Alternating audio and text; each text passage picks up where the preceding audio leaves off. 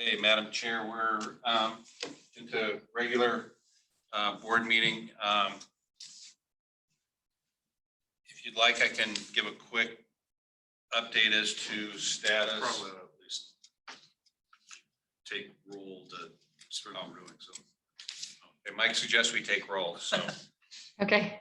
All right, I call the meeting to order. Pam, roll call. Ms. Mucko, Here. Mr. Olson, Mr. Walker, Mr. Clock, Mr. Erkins. here. Okay, so Madam Chair, so since we do not have a quorum for statutory and bylaw purposes, this would not be a formal meeting because we don't have a quorum. By statute, we have to have at least 3 board members to have a quorum.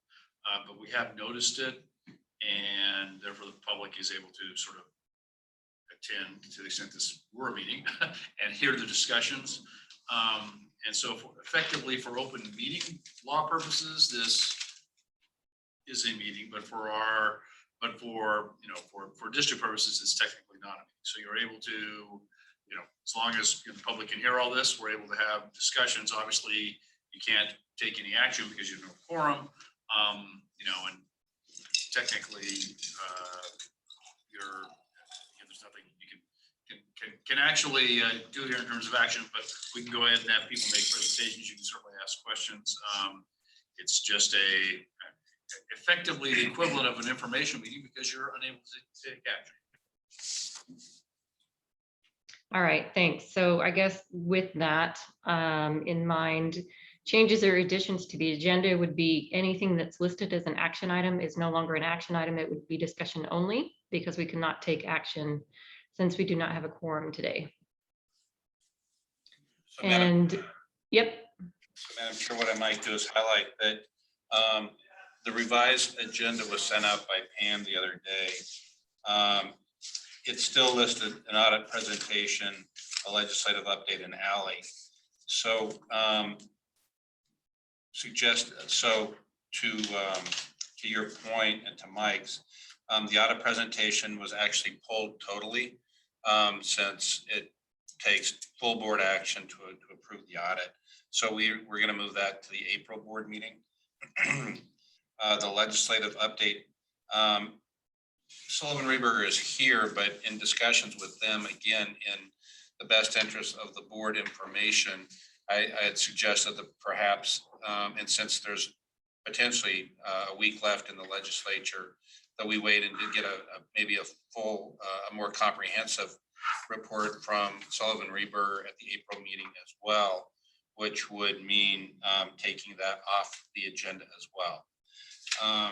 Allie, since we had 15 minutes left in the work session, I had asked the board, and for those who are online, I had asked that Allie go ahead and give her presentation early to the board that was with us as part of the work session rather than the regular session. Again, there was no action taken on that. That session was also recorded and will be available for viewing, as will this meeting once approved next month. So again, any information provided during the work session certainly will be provided as public record on a recording as soon as that's done. So in essence, other business, there won't be any. Right, and we had previously removed the executive session and following discussion after that. So it sounds like today we will just have the executive director's presentation. And that will conclude our discussion today, correct? Yes, ma'am. Okay, and since we can't vote on anything, I guess I can't vote to change the agenda. You're exactly right, Madam Chair. Okay, so we're just gonna roll with it. I will turn it back over to you, Pat, for your presentation. Great. A couple of highlights and tagging on to what Cody and Allie both had talked about. is as we get closer, and I'll make sure this is full discussion with you, but as far as the July board meeting, which is normally would be our next update work session, I may be asking the board to use that work session time from 1 to 2. Again, certainly public meeting, but as a strategic plan overview from the team here with you all as the board to discuss where we see things going in the future. And that would include, our availability to bond in 2024-ish, what that might look like a little bit as far as available funds, again, barring any unforeseen circumstances between now and then. The fact that we're landlocked and that we certainly are going to be looking at all kinds of things. And again, certainly no decisions to be made at all. It's simply us trying to let the board know how we're operating and how we see the future perhaps being, and just laying out lots of things for the board's considerations. Some make more sense than others. Again, part of strategic planning is to put everything on the table and without a whole lot of analysis as to reality, at least initially, but at least putting out there what some of the ideas are. So I just want to make sure the board is prepared for that. As Cody alluded to, decisions we make today are certainly based on what currently is an overwhelming demand for a limited amount of space. And the good news is we don't see that slowing down. But the challenge is how do we accommodate the number of local events that are continuing to grow, and how many people want to use our facility, but then comparing that to the number of conventions that appear to really want to come to the marketplace, and how we're going to balance that in the future, because by statute, we really need to focus on economic impact, which may have a negative opportunity on some of the local events, which in turn may cause some constituents to be calling board members not very happy that we can't take their events. So again, just a lot of information, but probably in July is when we feel we'll be prepared for that. Sort of another housekeeping issue. Cody I'm very proud of the team here.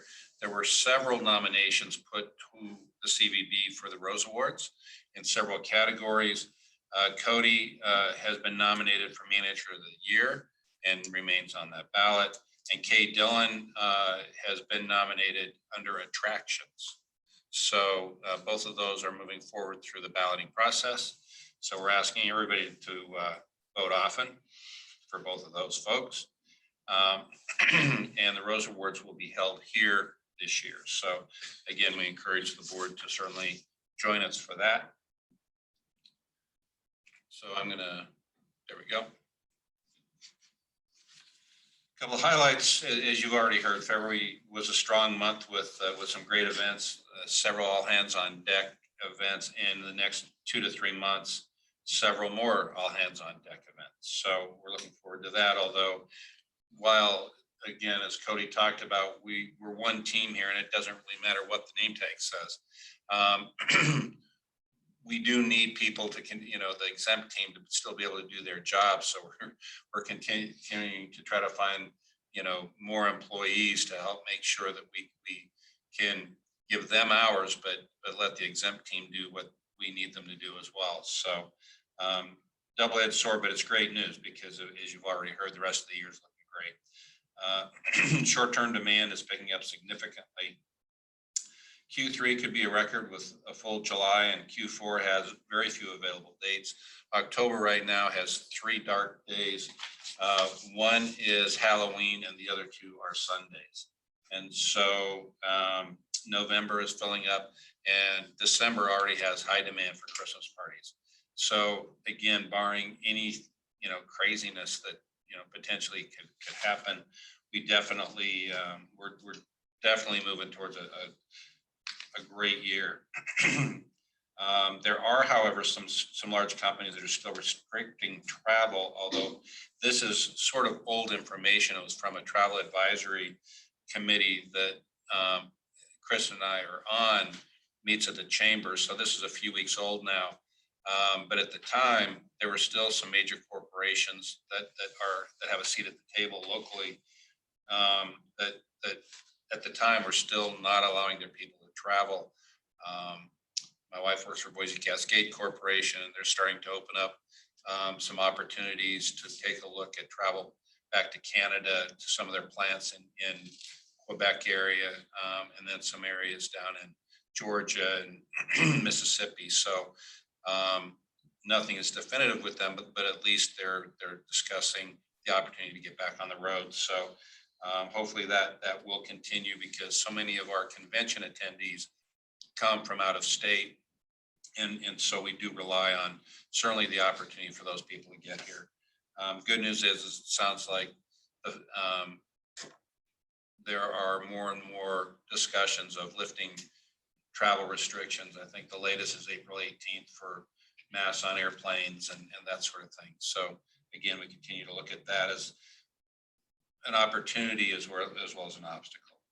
I already mentioned that we're starting to take a look at a long-term strategic plan, so more on that. We've had, as Cody mentioned, we had a really busy February, and so these are just some highlights of some photos. Cody talked about the AV department in February breaking a record in revenues, and so that photo on the left represents the investments that you all have allowed us to make to be able to put on productions that are absolutely for top-notch show quality, and the AV team has done nothing short of an outstanding job in conjunction with our IT department to make sure that the connectivity and everything is working for our clients. So that's very fun to see. The community job fair, Cliff talked a little bit about that, about the marketing department. We also did state of the company address for a couple of companies. BOMA convention was here, ESI was here, both very successful events. So again, it's fun to show off what the team can do as long as the executive director stays out of the way. They normally are very successful, and I can't be prouder of the team than I am. They've just done an outstanding job. The visitor center stats, a little bit lower, pardon me, but you can see that particularly our coastal neighbors, California, Oregon, Washington, and some international visitors. That number increases every month. Germany, Mexico, BC, and the Netherlands. So again, we're seeing a lot more international travel, which is good. Some of the goals, Ali talked about where they are year to date. This is more of a general overview. One highlight I will bring to your attention is under the cash position. The additional capital needs has actually gone up. That number has normally been about 6 million. As we start taking a look at 2025, that's the estimated year that we look to shut the ballroom down for about 90 days. There's because Ali is doing such a good job with the CVB and booking business, we're taking a look at an opportunity to try to split up, I'd say, slow times. Right now, it'd be about the middle of December, and this is the West Ballroom, by the way, to get into the ceiling and do what we talked about doing actually in 2022 before COVID hit. So Cody and Nick are talking with some of the contractors to see if we can get it, take a couple, 3 weeks, maybe 4 weeks between middle of December, middle of January, shut down the ballroom during that time and get some initial work done, and then try to squeeze it in. It may take actually 2 years to get the whole thing really done because of the demand on the facility. So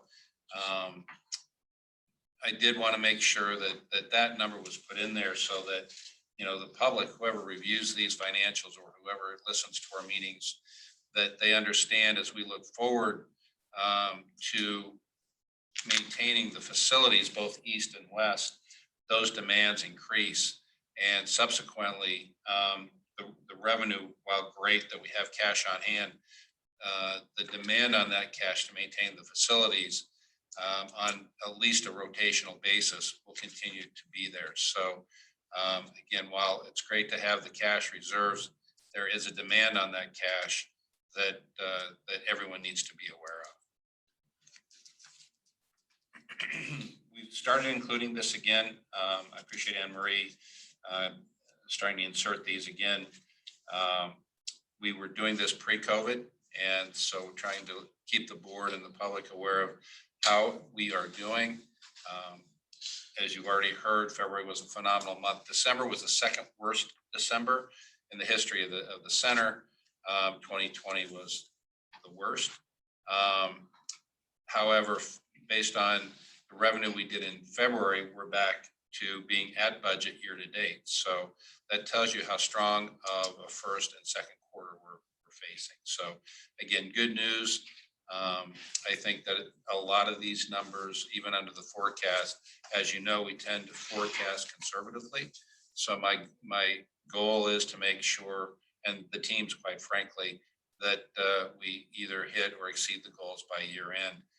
And the way we're on pace, knock on wood, it certainly looks that way. The bold lines, these are busy slides, but Anne Marie and I talked. I don't know, and neither does she, how to present the information other than the historical data that's really needed to show where we were a couple, 3 years ago, and then where we are today. So again, these slides are a little bit busy. You're going to have to, spend a little time looking at them. But again, I think the information that they provide is vital for you all and the public to see how things are rebounding and how strong the market is. Allie shared the Longwoods sort of global perspective from a national level, even potentially a regional level. But as you've heard, pretty much every month since last May, Boise Center and this market have exceeded expectations from a national perspective. So while we certainly hit a low, it wasn't as low as some of the key markets across the country. Our highs are relatively as high, but as you can see that ADR and occupancy are starting out exceptionally strong. Same thing with demand and revenues.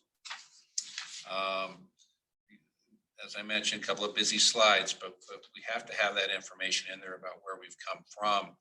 But both, again, room demand and revenues continue to go up. We just got the most recent numbers from a month ago. And again, rates, demand are up over prior. So I think we're going to see another record room tax revenue when we have this meeting next month. On these ADR calculations, does that also include short-term rentals, or is it like hotel properties only? Like a Airbnb or VRBO?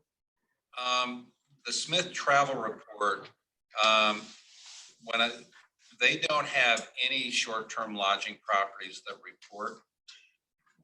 It's the tax commission. The tax commission shows total hotel revenue or total lodging property revenue. And those reports do include short-term rentals. The Smith Travel Report that we rely on for the rate, RevPAR, and that revenue information is just hotel revenue. Got it. Thank you. In fact, that's something we can start taking a look at, is comparing the revenue number between the state lodging tax report that comes out once a month. It just gives us the total, and then what Smith Travel says, and see how close they are. I haven't done that, quite honestly. So I don't think they're far off, though. But the short-term rentals certainly do have a positive impact on the hotel room tax revenue that's generated. I hope that made sense.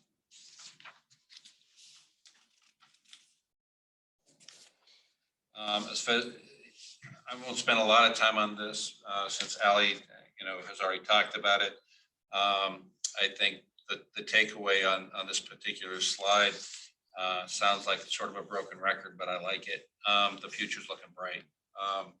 The interest in this market is tremendously strong, as indicated by the various companies that that our team and the CBB have put together, that she already talked about with Helms Briscoe and the others having an interest in even coming here.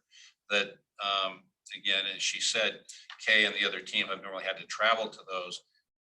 Boise's hosting those. So between the district support and the CVB support, they're coming. And I think that is great news for our market. Again, just showing where the mid-size will, I think for the foreseeable future, be our basically bread and butter. But the number of the citywides, I think, are going to continue to increase, particularly once we get some of these national marketing agencies here, and people can continue to see how great we are at what we do collectively. I mean that for the community. Here you go.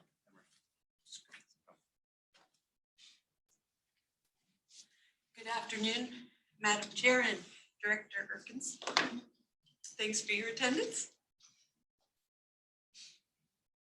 We've had, as everybody's alluded, we had a great month. We, on the Boise Center side, actually caught up on revenue for the quarter, and our variance for revenue over expenses to budget, $715,000. So, and the district continues to run ahead with in-room revenue, or room tax revenue. So we're right now just about $1 million ahead of budget for the quarter.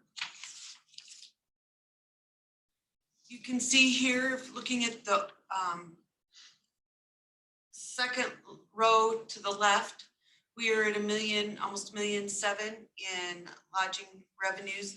The orange is where we are year to date, so you can see that we're tracking ahead year to date, well ahead of almost, if you look at the orange line, you can see we're almost a month ahead of prior year.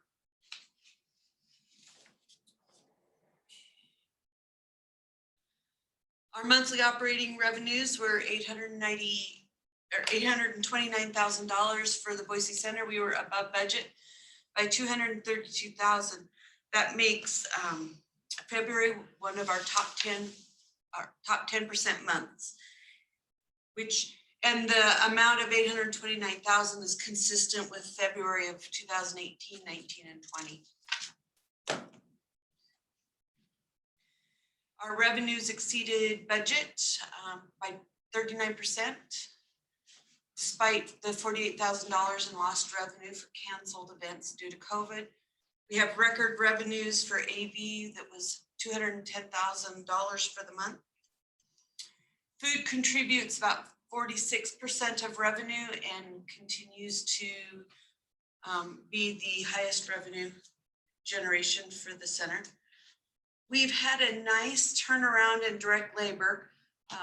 Part of that, as Pat and Cody have indicated, is that we're using exempt staff to help with all hands on deck. But our direct labor was at 49% compared to budget of 66%. So well done. Food costs are at 12% compared to budget of 18%. So this was a refreshing month, as well as we'd continued to see food costs escalating. And of course, high revenues can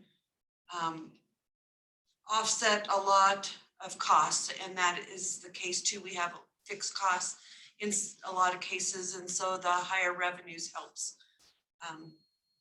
with those percentages. One of the things that we're seeing consistently is the property insurance is higher than budget. We had industry increases, and we also have with rising costs of constructions. When we did our renewal, we increased the values on some of our properties, so our property insurance is running higher than budget. Our utilities are under budget due to the warmer, drier weather. So that's helped on the cost side. First quarter, our revenues of 1.5 million are less than $100,000 different from 2021. So that shows that we've made a nice catch up in this first quarter. Our labor expense is down from prior year. We had some one-time benefit changes in 2021 that resulted in an increase in labor in the first quarter. Our contract marketing is up about 18,000 compared to prior year.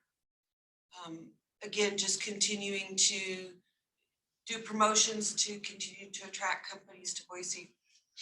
Our building expense is up. Part of the recommendation from the internal control review that we had last August was to raise our capitalization threshold from 1,000 to 5,000. So when you do that, that takes some of your capital items and moves them from going to the balance sheet to the expense side of the income statement. And so that's attributed to some of our increases in our building expenses. Our professional fees are up due to the timing of our audit billings. We changed auditors, and this auditors bill us every month, where the previous auditor billed us almost all 100% after the audit was completed. And then we have a loss of 1.7 million less than prior. Our loss of 1.7 million is $530,000 less than prior year. Again, we've got due to the increased revenues and the controlled expenses. So overall, just a nice quarter and better than prior year.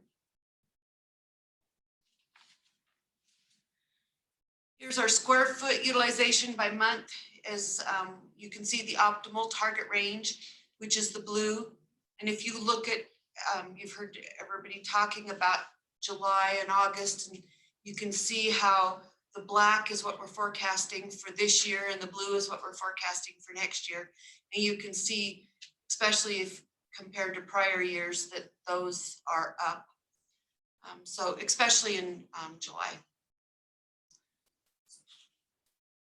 And 2023 is filling in nicely at right now, running at about 83% of 2019.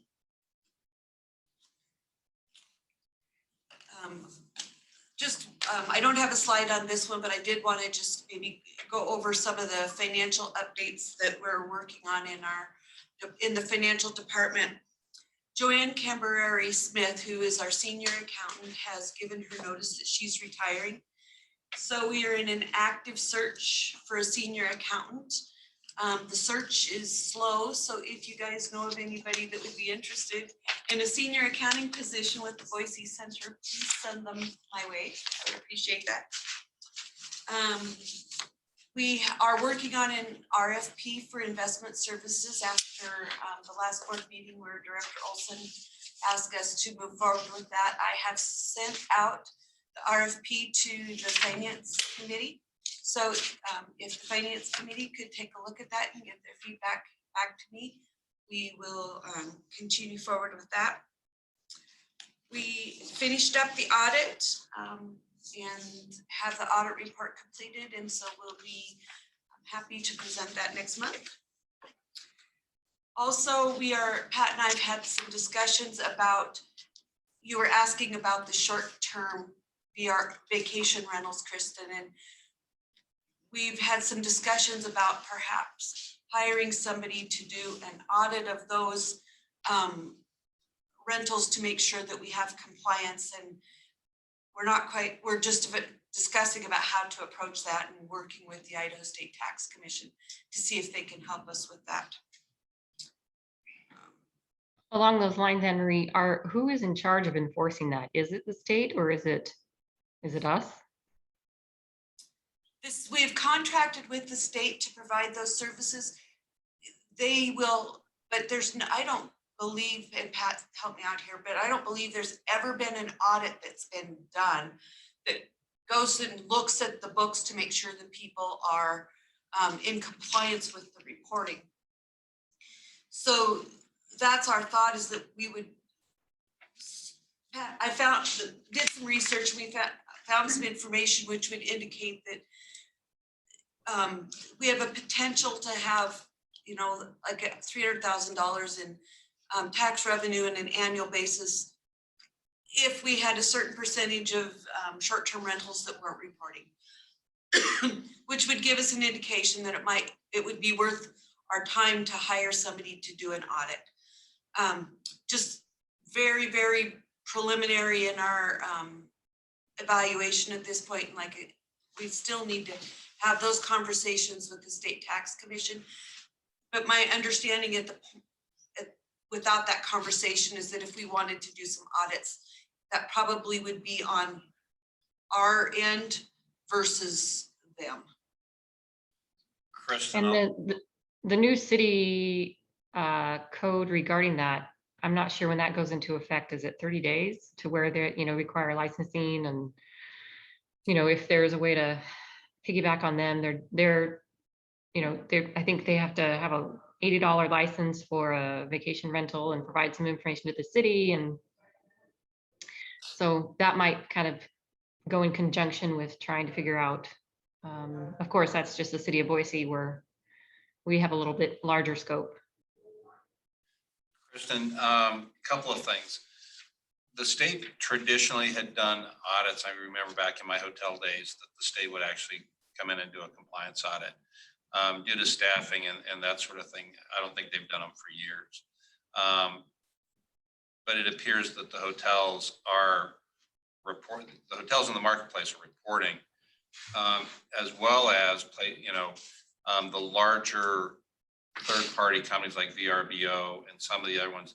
They are indeed following compliance. So they are collecting and remitting to the district through the state. So they're good about that. The question comes as to the independent property owners. And there's no way of knowing that unless again, they sign up. So to your point about the city, this is where the district then will know who is operating within the district boundaries. And for the most part, our boundaries are, for the most part, Boise City, absent any property in Garden City or in the smaller area of impact, either for Meridian or Eagle, but those are actually fairly small areas of impact. Not that they're not important in the big picture, but they're fairly small. So to answer your question, once the city initiates their filing, it would give us then a level of premise to see if they are or are not following the appropriate taxable guidelines. It would actually help us. But if there's an independent property owner outside of the city or choosing not to comply, we wouldn't know that. So if there's people out there that are doing third-party rentals, but they choose not to report those revenues through either the state or the city, again, that there's no way of knowing that. It's just they're doing it on their own, and we don't know that. So, but the city compliance will allow us to take a look at that, and that's where, as Anne Marie talked about, if we worked with the state on how those rentals within the city boundaries are filing of the appropriate paperwork for all the taxes involved. I hope all that made sense. Yeah, thank you. I just know it's becoming more of an issue. Madam Chair, it's a statute I've never actually looked at, which is the sales tax collection statute, which provides, so it provides that, again, everyone else may know this, I just didn't, that the district actually is allowed to contract with the state for the collection of the tax, and then the district has the right to review and audit those records. Okay. So I'd never seen that before, and I must admit I don't exactly know, Madam Chair and Pat, how that works within the extra layer of this, the city and the short-term rental. So we do have a statute, but I think it was obviously passed before, this, additional nuance and potential revenue stream was existent. So, might be worthwhile to have some discussions with all government entities and see what they think makes sense. And then one final thing that I wanted to let the board know regarding our cash. One of the things we had changed when COVID hit and we started coming out of COVID is, when things, you start having concerns about the economy, you tighten your credit standards. And we, at one time, were allowing more credit. And since COVID, we have increased the amount of our deposit requirements. And so when you look at our financial statements, you'll notice that our deposits on hand have increased, which has reduced the amount of accounts receivable that we have so that we aren't taking on as much credit risk. And so we, on the convention side specifically, and when Cody was alluding to going from 5 days to 7 days and the timing of our deposits, that's part of it, is helping us continue to get our deposits sooner so that by the time we have somebody on site, we have all, instead of having an invoice at the end, they've paid for 100% of their event before they even come on site. So that has been a positive effect on our cash flow. Any questions on that? I have one other question about, our credit rating during the COVID era went down 1 or 2 levels. I can't remember exactly. Are they going to be looking at that coming up anytime soon? It went up 1 and then dropped 2. So we ended up with a net of -1. So yes, so as soon as we get the audit approved, we will get the audit submitted to Standard & Poor's and ask them to do another credit review. The reason they downgraded the industry, right? And so the industry in the Boise market is obviously doing much better than anybody anticipated, which is why we have record tax revenues. Now, again, they do it based on the industry, so they're going to look at the national industry, not just necessarily the Boise market. But the intent is to ask them to take another look at our rating since our revenues have rebounded much quicker. And what is the effect of that? I mean, since we aren't going to be taking a bond out, I mean, I guess I don't know if it really matters to us at this point. Is that correct? Well, yes, that maybe doesn't necessarily matter to us, but it would matter to a bondholder if they were going to try to sell their investment because it was Okay, higher market value because it was a higher bond rating. got it. Okay. Thanks, Anne Marie. Any other questions?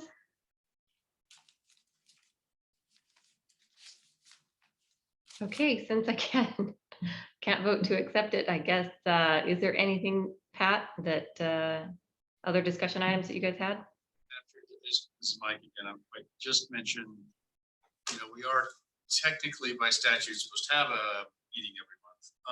So obviously we're technically not having a meeting this month, but I think frankly the good faith effort to hold a meeting is I think sufficient, and the fact that we're again I suppose in some hyper technical sense not complying with the statute I don't think is particularly material there.